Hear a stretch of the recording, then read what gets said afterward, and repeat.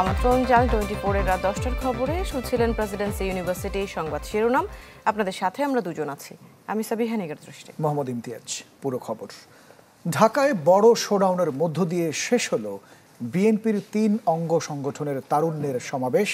নয়াপল্টনের লাখো তরুণের এই সমাবেশ থেকে জোর দাবি ওঠে নির্বাচনের দিনক্ষণ ঘোষণার। লন্ডন থেকে ভার্চুয়ালি যোগ দিয়ে ডিসেম্বরের মধ্যে নির্বাচনের দাবি জানান দলের ভারপ্রাপ্ত চেয়ারম্যান তারেক রহমান। এ সময় নেতাকর্মীদের ভোটের প্রস্তুতি নেয়ার নির্দেশ দেন তিনি।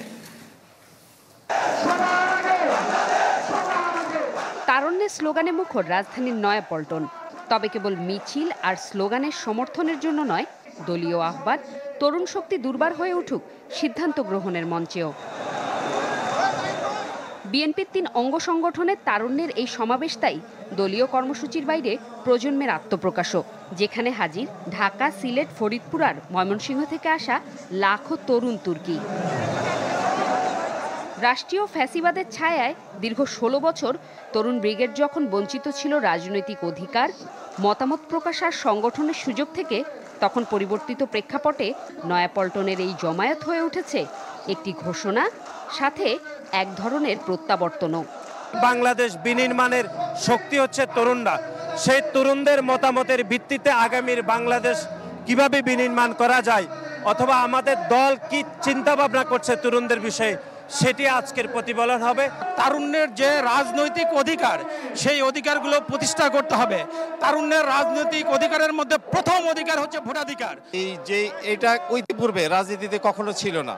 বাংলাদেশ জাতীয়তাবাদী দল জনাব তারেক রহমানের নেতৃত্বে এই যে নতুন গণতান্ত্রিক রাজনীতির যে ধারা চালু হচ্ছে, এতে খুব দ্রুত বাংলাদেশ উন্নতির পথে এগিয়ে যাবে ইনশাআল্লাহ।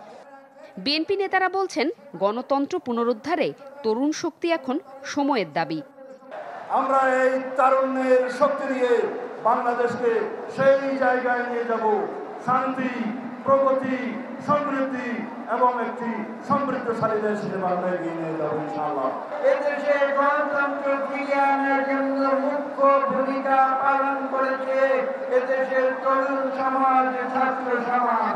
নির্বাচন অবশ্যই দরকার। নির্বাচনে যে কোনো দল আসুক, একটা নির্বাচিত সরকার হাতে এই দেশের স্বাধীনতা, সার্বভৌমত্ব, ভৌগোলিক অখণ্ডতা নিরাপদ থাকবে বলে আমি বিশ্বাস করি। লন্ডন থেকে ভার্চুয়ালি যোগ দিয়ে নেতাকর্মীদের নির্বাচনের প্রস্তুতি নিতে বলেন তারেক রহমান। অতীতেই বাংলাদেশে রেকর্ড রয়েছে 3 মাসের মধ্যে জাতীয় নির্বাচন অনুষ্ঠিত করা সম্ভব, কিন্তু আজ আমরা দেখছি 10 মাস পার হয়ে গেল, অন্তর্বর্তীকালীন সরকার নির্বাচনের দিনক্ষণ ঘোষণা করছে না। অন্তর্বর্তীকালীন সরকারের প্রতি আহ্বান, আগামী ডিসেম্বরের মধ্যেই জাতীয় নির্বাচন অনুষ্ঠিত হতে হবে। ঢাকার মধ্য দিয়ে শেষ হলো বিএনপির বিভাগীয় তারুণ্যের সমাবেশ। এটাই সময়ের দাবি। তারুণ্যের রাজনৈতিক অধিকার কেবল স্লোগানে নয়, সংগঠনের নেতৃত্বে এবং নীতিতে প্রতিফলিত হোক। উত্তরটা সময় দেবে, যদিও তরুণরা স্পষ্ট করেছে তারা শুধু অংশ নিতে নয়, অংশীদার হতে চায়। জুমাতুল বিদা, চ্যানেল 24, ঢাকা। তারুণ্যের শক্তি আর প্রবীণের অভিজ্ঞতায় বৈষম্যহীন গণতান্ত্রিক বাংলাদেশ চায় বিএনপির তরুণ নেতাকর্মীরা। রাজধানীতে তারুণ্যের সমাবেশে যোগ দিয়ে দুর্নীতি, সন্ত্রাস এবং মাদকমুক্ত দেশের প্রত্যাশা করেন তারা। চান সবার জন্য কাজের সুযোগ।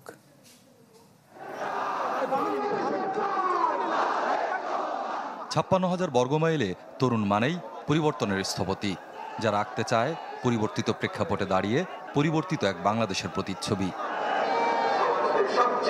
তারুণ্যের এমন সমাবেশ যেন সে কথারই সাক্ষ্য দেয়। সকাল থেকেই যুবদল, স্বেচ্ছাসেবক দল ও ছাত্রদলের নেতাকর্মীদের স্লোগানে মুখর হয়ে ওঠে নয়াপল্টন ও আশপাশের এলাকা। জুলাই আগস্ট গণঅভ্যুত্থানে তারুণ্যদের একটা জয় জয়কার অবস্থা ছিল। এটা কিন্তু প্রমাণ করে যে না, তারুণের হাতে কিন্তু বাংলাদেশ সব থেকে নিরাপদ। তারুণদের শক্তিকে জাগ্রত করে আগামী দিনে বাংলাদেশ হবে বৈষম্যহীন। তরুণরা যেন আগামী দিনে দেশের দায়িত্ব নিয়ে দেশের জনগণ এবং দেশের গণতন্ত্র, দেশের ভোটের অধিকার ফিরিয়ে আনতে পারে।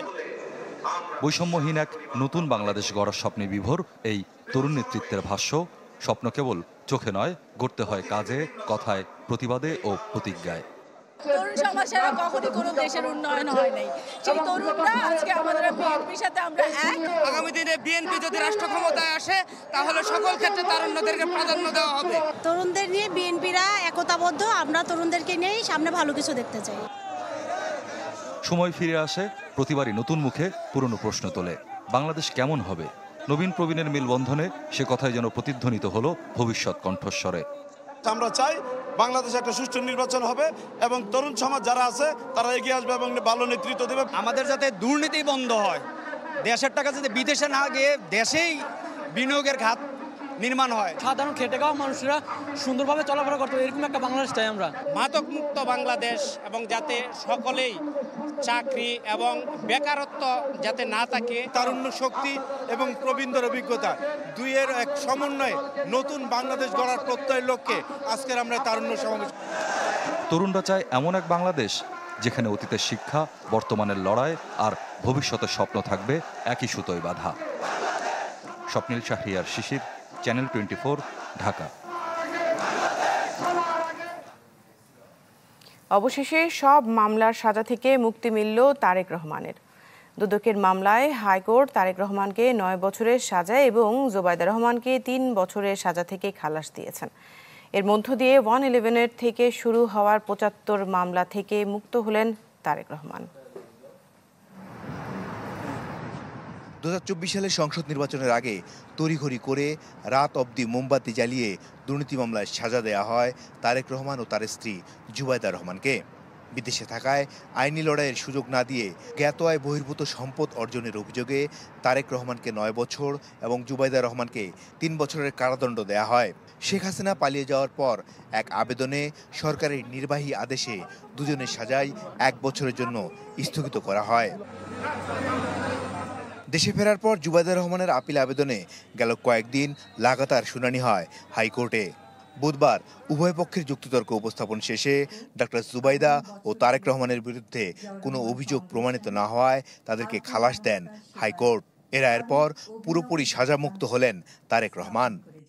বেগম জুবাইদা রহমানের বিরুদ্ধে যেই দণ্ডাদেশ ছিল সেটা থেকে উনি নির্দোষ সাব্যস্তে খালাস হয়েছেন। যদিও উনি আপিল করতে পারেননি, আপনি এই খালাসের বেনিফিট বা এই জাজমেন্ট যাতে ওনার বেলায় প্রযোজ্য হয় আপনি সেটা করতে পারেন। এবং মাননীয় আদালত আমাদের কথা রেখেছেন, আমাদের কথা শুনেছেন এবং উনি এটা গ্রহণ করেছেন এবং জাজমেন্টে উনি অর্ডার পোর্শনে পরিষ্কারভাবে উল্লেখ করেছেন যে মিস্টার তারেক রহমান সাহেবকেও এই মামলা থেকে নির্দোষ সাব্যস্তে খালাস দেওয়া হলো।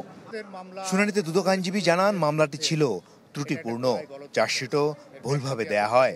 তবে আপিল করবেন কিনা এর সিদ্ধান্ত নেবে কমিশন। তাড়াহুড়ো করতে গিয়ে উনি যে চার্জ গঠন করেছেন সেই চার্জটা 3 লাইন। মিনিমাম যে একটা মানুষের বিরুদ্ধে তুমি অভিযোগ গঠন করছো তার বিরুদ্ধে অভিযোগ কি, একজন আসামি ভবিষ্যতে এসে যাতে তার যুক্তি খণ্ডন করতে পারে এই অভিযোগগুলোর ভিত্তিতে, সেই অভিযোগটাই উনি চার্জের মধ্যে লেখেন। এই চার্জটা হচ্ছে ডিফেক্টিভ। 2008 সালের 11 সেপ্টেম্বর স্বামী তারেক রহমানের সঙ্গে দেশ ছাড়েন ডক্টর জুবাইদা রহমান। 17 বছর পর চলতি বছর 6 মে শাশুড়ি খালেদা জিয়ার সঙ্গে দেশে ফেরেন তিনি। মাসুদুর রহমান, চ্যানেল 24, ঢাকা। মুক্তিযুদ্ধে মানবতা বিরোধী অপরাধের মামলায় মৃত্যুদণ্ডাদেশ থেকে খালাস পাওয়া জামায়াত নেতা এটিএম আজহারুল ইসলামের কারাগার থেকে মুক্তি পেয়েছেন। আজকে সকালে বাংলাদেশ মেডিকেল বিশ্ববিদ্যালয়ের প্রিজন সেল থেকে মুক্তি দেয়া হয় তাকে। পরে শাহবাগে দলের অনুষ্ঠানে এটিএম আজহারুল ইসলাম দাবি জানিয়েছেন হাসিনা আমলে জুডিশিয়াল কিলিংয়ে জড়িতদের আইনের আওতায় আনা। এটিএম আজহারুল ইসলামের কারামুক্তির সংক্ষিপ্ত আদেশ আন্তর্জাতিক অপরাধ ট্রাইব্যুনাল হয়ে মঙ্গলবার রাতেই কারাগারে পৌঁছায়। বুধবার সকালে তাকে বাংলাদেশ মেডিকেল বিশ্ববিদ্যালয় হাসপাতাল থেকে দেওয়া হয় মুক্তি। এ সময় ছিলেন জামাত আমির সহ দলের নেতাকর্মীরা। প্রায় 13 বছর কারাবাসের পর মুক্ত বাতাসে নেতাকর্মীদের সাথে সৌজন্য বিনিময় করেন 73 বছর বয়সী আজহারুল ইসলাম। এ সময় শাহবাগ মোড় পরিণত হয় জনাকীর্ণ এলাকায়। শাহবাগ মোড়ে আয়োজন করা হয় শুকরানা অনুষ্ঠানের। জামায়াত আমির দোয়া চান এটিএম আজহারুল ইসলামের জন্য। যার উপর মৃত্যুদণ্ড দিয়ে যার উপর জুলুম করা হয়েছে সেই আল্লাহ তাকে বাঁচিয়ে রেখেছেন, সেই মহান রব তাকে আমাদের বুকে ফিরিয়ে দিয়েছেন। আলহামদুলিল্লাহ রাব্বিল আলামিন। আমাদের এই ভাইয়ের জন্য দোয়া করবেন সবাই। বক্তব্যে কারামুক্ত এটিএম আজহার অভিযোগ করেন, শুধু জামায়াতের রাজনীতি করায় মিথ্যা মামলায় জড়ানো হয় তাকে। দাবি করেন, বিচারিক হত্যা যারা ঘটিয়েছে তাদের আইনের আওতায় আনার। যারা আমার নেতা ছিলেন সেই নেতাদেরকে অন্যায়ভাবে হত্যা করা হয়েছে, জুডিশিয়াল কিলিং করা হয়েছে। এই হত্যাকাণ্ডের সঙ্গে যারাই যে পর্যায়ে জড়িত সবাইকে আইনের আওতায় এসে তাদের বিচার করা হোক। 2012 সালের 22 আগস্ট রাজধানীর মগবাজারের বাসা থেকে গ্রেপ্তার হন জামায়াতে ইসলামীর তৎকালীন সহকারী secretary general ATM Azharul Islam. 71-এ মুক্তিযুদ্ধের সময় গণহত্যা, হত্যা, অপহরণ, নির্যাতনের 6 ঘটনায় দোষী সাব্যস্ত হয়ে 2014 সালে আজহারুল ইসলামকে মৃত্যুদণ্ড দেয় আন্তর্জাতিক অপরাধ ট্রাইব্যুনাল। 2019 সালে প্রথমবার আপিল শুনানি করে সেই রায় বহাল রেখেছিল তখনকার আপিল বেঞ্চ। জুলাই অভ্যুত্থানে সরকার বদলের পর আজহারের রিভিউ আবেদনের পরিপ্রেক্ষিতে নতুন করে আপিল শোনে সুপ্রিম কোর্টের আপিল বিভাগ। মঙ্গলবার সেই রায়ে আজহারকে বেকসুর খালাস দেওয়া হয়। হিরণ খান, চ্যানেল 24, ঢাকা। জাতীয় চক্ষু বিজ্ঞান ইনস্টিটিউটে তুল কালাম জুলাই আন্দোলনে আহত এবং রোগীর স্বজনদের সাথে হাসপাতালের নার্স, চিকিৎসক, কর্মচারীদের হাতাহাতি হয়েছে। ধাওয়া পাল্টা ধাওয়ায় আহত হন হাসপাতালের স্টাফ সহ বেশ কয়েকজন। এতে চিকিৎসা সেবা বন্ধে চরম দুর্ভোগে পড়েছেন রোগীরা। জাতীয় চক্ষু বিজ্ঞান ইনস্টিটিউট দিনভর সাধারণ রোগী আর চিকিৎসাধীন জুলাই আহতদের মুখোমুখি ডাক্তার, নার্স সহ হাসপাতালের স্টাফরা। ঘটে মারামারি আর হামলার ঘটনা। পরিস্থিতি নিয়ন্ত্রণে অ্যাকশনে যায় পুলিশ, র্যাব, সেনাবাহিনী আর কোস্টগার্ড। এরপরও থেমে থেমে উত্তেজনা বিরাজ করে হাসপাতাল প্রাঙ্গণে। দিনভর হাসপাতালটিতে চিকিৎসা সেবা বন্ধ থাকায় ভোগান্তিতে পড়েন রোগীরা। মোটামুটি ভালো ভাঙচুর, যে যাকে পাইছে সে তাকে মারছে, কে রোগী আর কে হসপিটাল স্টাফ এটা বোঝা আসলে মুশকিল ছিল। মারামারি কেন এই কথা বলতে ডাক্তার কয়েকজন আমাকে ধরলো আর মনে করেন একদম মৌমাছির মতন আসছে আমাকে, মনে করেন আমার মাথা, আমার এই সাইডটা আমার একদম শেষ করে দিছে। পরিস্থিতি নিয়ে সাংবাদিকদের সঙ্গে কথা বলেন সেনাবাহিনীর মোহাম্মদপুর এলাকার দায়িত্বরত সেনা কর্মকর্তা। আসার পরে যখন দেখি যে এখানে একটা দুই গ্রুপের মধ্যে একটা মারামারি হচ্ছে, তো এই মারামারিটা নিবৃত্ত করার জন্য আমাদেরকে দুই পার্টিকেই সরিয়ে দেওয়া হয়েছে, নিরাপদ জায়গায় সেফ ডিস্টেন্সে তাদেরকে দেওয়া হয়েছে। এদিকে আহতদের ওপর হামলার ঘটনায় কড়া প্রতিবাদ জানান জুলাই শহীদ স্মৃতি ফাউন্ডেশনের প্রধান নির্বাহী। আর চিকিৎসায় অসন্তোষের অভিযোগ এনে সংবাদ সম্মেলন করে জুলাই আন্দোলনের আহতরা। আমার বিবাদ সুনির্দিষ্ট, এই ছোট্ট গ্রুপটা নিটোর এবং এখানে যারা হাত পা বিহীন, চোখবিহীন, অন্ধ, পৃথিবী অন্ধ হয়ে গেছে তার কাছে, তার উপরে কে হাত তুলেছে সেই সুনির্দিষ্ট লোকগুলোকে বের করতে হবে। এই হাসপাতাল সহ, পঙ্গু হাসপাতাল সহ বাংলাদেশের অনেক হাসপাতালগুলোতে ট্রিটমেন্ট নিচ্ছি। আপনারা সবাই মেডিকেল টিম বসান এবং সিআইডির মাধ্যমে তদন্ত করুন আমাদের চিকিৎসাগুলো কি ঠিকঠাক দিয়েছে কিনা। হাসপাতালের সামনে এক চিকিৎসকের দেখা মিললেও স্পষ্ট কোনো তথ্য দেননি তিনি। একটা রুমে আবদ্ধ হয়েছিলাম, এখন এই যেহেতু ল এনফোর্সমেন্ট এজেন্সির সদস্যরা আসছে এবং ওনাদের সহযোগিতা বের হয়ে আসছে, এটা আমার জানা আছে, বাইরে আমার কিছু আর বলার নেই। কাজী ফয়সাল, চ্যানেল 24, ঢাকা। ভয়াবহ একদিন পার করল ঢাকাবাসী। শাহবাগ এবং নয়াপল্টনের রাজনৈতিক কর্মসূচি আর আগারগাঁওয়ের বিক্ষোভ, সব মিলিয়ে তীব্র যানজটে চিরে চ্যাপ্টা নগরবাসী। এ যেন অচল এক শহর। যান আর জটের এ ছবি কোথায় শুরু আর কোথায় শেষ কে জানে। সকাল থেকে দুপুর, দুপুর গড়িয়ে বিকেল, তীব্র গরমে নাভিশ্বাস উঠেছে ঢাকাবাসীর। ঈদের আর মাত্র বাকি কয়েকদিন, এমন কর্মমুখর সময়ে একদিনে দুটি বড় রাজনৈতিক কর্মসূচি ভুগিয়েছে কর্মজীবী মানুষকে। কারামুক্ত জামায়াত নেতা এটিএম আজহারের সংবর্ধনা ঘিরে যানজট ছড়িয়ে পড়ে শাহবাগ ও এর আশপাশের সড়কে। অন্যদিকে দুপুরে বিএনপির 3 সহযোগী সংগঠনের তারুণ্যের সমাবেশ ঘিরে ঢাকা ও বাইরে থেকে রাজধানীতে ঢল নামে নেতাকর্মীদের। এতে স্থবির হয়ে পড়ে প্রায় প্রত্যেকটি সড়ক। ঘন্টার পর ঘন্টা ঠায় দাঁড়িয়ে কেবল অসহায় দীর্ঘশ্বাস ছেড়েছেন ভুক্তভোগীরা। আমি কেরানীগঞ্জ থেকে কাকরাইল মোড় পর্যন্ত হাইটে আইছি।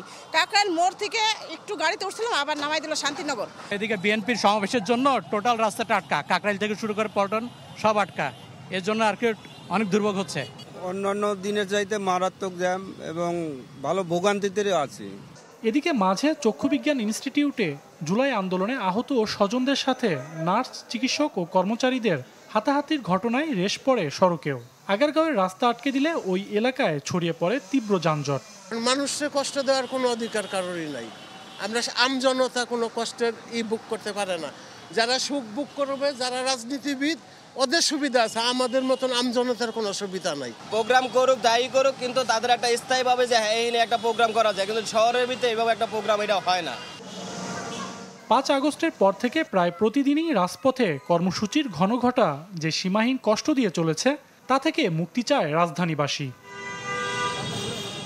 সজল সাইক, চ্যানেল 24, ঢাকা।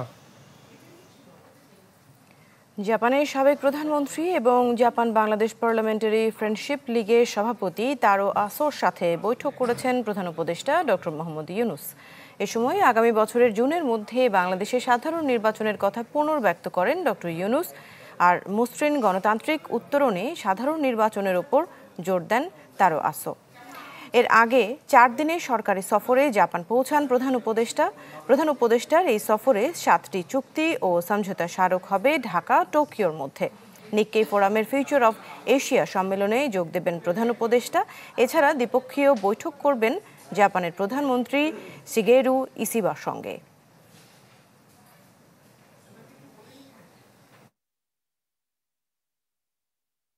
ইলেকশনের বিষয়ে আলাপ হয়। প্রফেসর ইউনূস জানিয়েছেন যে ইলেকশন ডিসেম্বর থেকে জুনের মধ্যে হবে।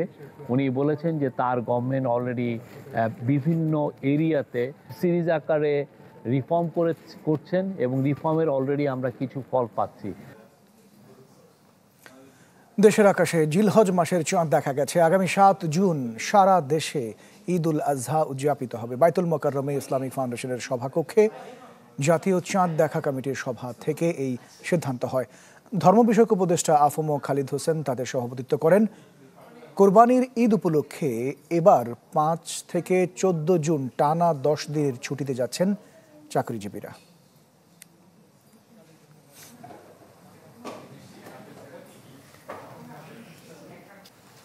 বিয়ের সম্পর্ক গোপন রেখে সৌদি প্রবাসীর সাথে প্রেম, অতঃপর বিয়ের কথা জানতে পেরে প্রবাসী গাউসের হাতে খুন হন প্রেমিকা দোলা ও তার স্বামী নাজমুল হাসান পাপ্পু।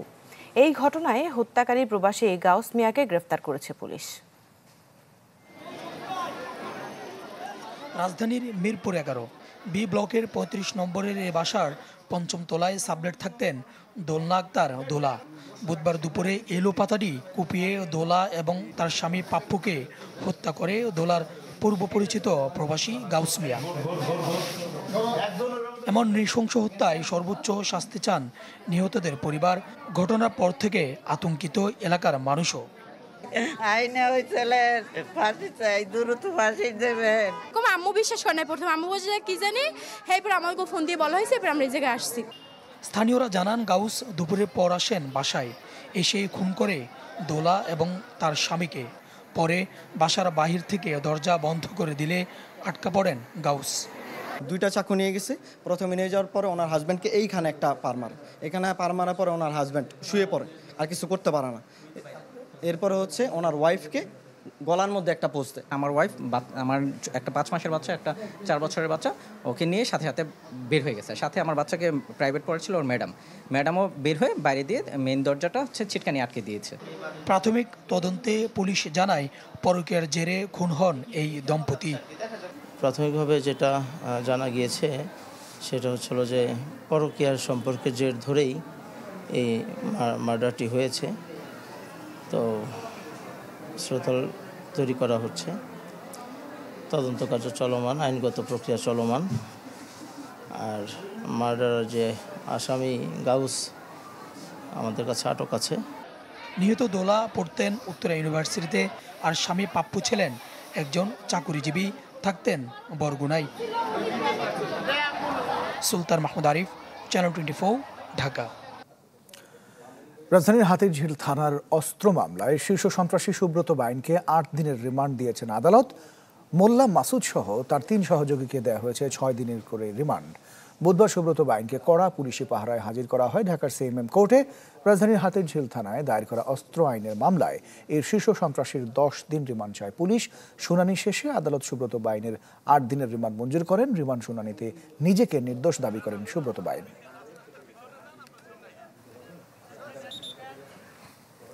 নারীর স্বাভাবিক এক শারীরিক ক্রিয়া পিরিয়ড বা মাসিক, অথচ পরিবার কিংবা প্রতিষ্ঠান কোথাও এই নিয়ে কথা বলার স্বাধীনতা নেই। সংশ্লিষ্টরা বলছেন নারীর সুস্বাস্থ্যের অধিকার নিশ্চিতে প্রয়োজন সম্মিলিত সহযোগিতা। জিনিয়া কবির সূচনার রিপোর্ট, ছবি তুলেছেন শাফিন তপন। ইসরাত কাজের প্রয়োজনে প্রায়ই তাকে থাকতে হয় অফিসের বাইরে, কিন্তু মাসের বিশেষ কয়েকদিনে অর্থাৎ পিরিয়ডকালীন সময়ে তার উপর ভর করে এক শঙ্কা। বাইরে যে কোনো জায়গায় তো আসলে টয়লেট যদি পরিষ্কার না হয় সেখানে যেহেতু আসলে এই কাজগুলো করা একদমই ডিফিকাল্ট। এই জিনিসটা আমার একটা নির্দিষ্ট জায়গায় ফেলার মতো, সেটাও আসলে কোথাও পাওয়া যায় না। তখন দেখা যায় যে অনেক ক্ষেত্রে মানে এটা কি করব এই চিন্তা করেই দেখা যায় যে চেঞ্জ না করেই আবার মানে চলে আসতে হয়। মাহিন মাসিক চলাকালীন অফিসে তেমন অসুবিধায় না পড়লেও ছুটিতে বাড়ি যাওয়ার সময় পথে বেশ ভোগান্তিতে পড়তে হয় তাকে। আমাদের লং জার্নিতে বা অফিসের টাইমে কোনো একটা ওয়ার্কশপ চললে আমাদের 8 ঘন্টার বেশি সময় একটা ব্যাড পরে থাকতে হয়। শিক্ষিত কর্মজীবী নারীদের যখন এ অবস্থা, তখন স্কুল কলেজ থেকে শুরু করে অন্য নারীদের এ সময় সংকট আরও বেশি। প্রথম দরকার হচ্ছে আমাদের একটা সুষ্ঠু মাসিক ব্যবস্থাপনা। এর সাথে কি জড়িত? আমার অর্থ জড়িত, আমার কিছু পরিষ্কার পরিচ্ছন্নতা জিনিস, আমাদের সচেতনতা। ক্যান্টারের 2024 সালের হাউসহোল্ড পেনিট্রেশনের গবেষণা বলছে দেশে বর্তমানে মাত্র 17.4% নারী স্যানিটারি ন্যাপকিন ব্যবহার করেন, যার অধিকাংশই রাসায়নিক সুগন্ধিযুক্ত। মাসিক চলাকালীন সময় তো ব্লাড রক্ত আসে, তো রক্তের পিএইচ আমরা জানি অ্যালকালাইন, কাজে ওই সময় কিন্তু এমনিই প্রজননতন্ত্র একটু ভালনারেবল থাকে। আর তারপরে যদি সেরকম সেন্টেড বা কেমিক্যালস ইউজ করে তাহলে তার উপকারী যে ব্যাকটেরিয়া সেগুলো ধ্বংস হয়ে যাচ্ছে। মাসিক স্বাস্থ্যবিধি সম্পর্কে জনসচেতনতা বৃদ্ধি ও সব শ্রেণীর নারীর জন্য নিরাপদ স্যানিটারি ন্যাপকিন সহজলভ্য করার পরামর্শ সংশ্লিষ্টদের। জিনিয়া কবির সূচনা, চ্যানেল 24, ঢাকা। ব্যবসায় একের পর এক লোকসান চিন্তায় ফেলে দেয় মেহেরপুরের আমিমুল এহসানকে। বাড়িতে টাইগার মুরগির খামার করে অবশেষে ভাগ্য ফিরেছে তার। বাড়িতে ছোট্ট একটি ইনকিউবেটর মেশিন, ভিতরে ডিম থেকে ছোট্ট বাচ্চা কিচকিচ করছে। পরম যত্নে ডিম থেকে বাচ্চাগুলো বের করছেন মেহেরপুর মুজিবনগর উপজেলার মানিকনগর গ্রামের আমিমুল এহসান। ইনকিউবেটরে মাসে 3000 টাইগার আর 9000 কোয়েল পাখির বাচ্চা ফোটান, আর বাড়ির ছাদে 2টি শেডে রয়েছে 800 মুরগি। 2000 কোয়েল পাখি থেকে দিনে 350 কোয়েলের ডিম এবং 107টি টাইগার মুরগির ডিম পান তিনি। দূর দূরান্ত থেকে সাধারণ মানুষ এসে আমিমুলের খামার থেকে কোয়েল টাইগার মুরগির বাচ্চা ও ডিম কিনে নিয়ে যাচ্ছেন। পাশাপাশি ব্যবসায়ীরাও আসেন বাচ্চা কিনতে। যে বাজারে দোকান, আমি এর কাছ থেকে নিয়ে গিয়ে কেদার বাজারে আমার নিজ দোকানে বেশি বাচ্চা ও ডিম বিক্রি করে মাসে আমিনুল আয় করেন 40 থেকে 50,000 টাকা। Desk report, channel 24। দর্শক, এই ছিল রাত 10টার খবরে। বিশ্বের যে কোনো প্রান্ত থেকে সবশেষ খবর জানতে ভিজিট করুন আমাদের ফেসবুক পেজ, ইউটিউব চ্যানেল এবং ওয়েবসাইট। অনেক ধন্যবাদ যারা সঙ্গে ছিলেন।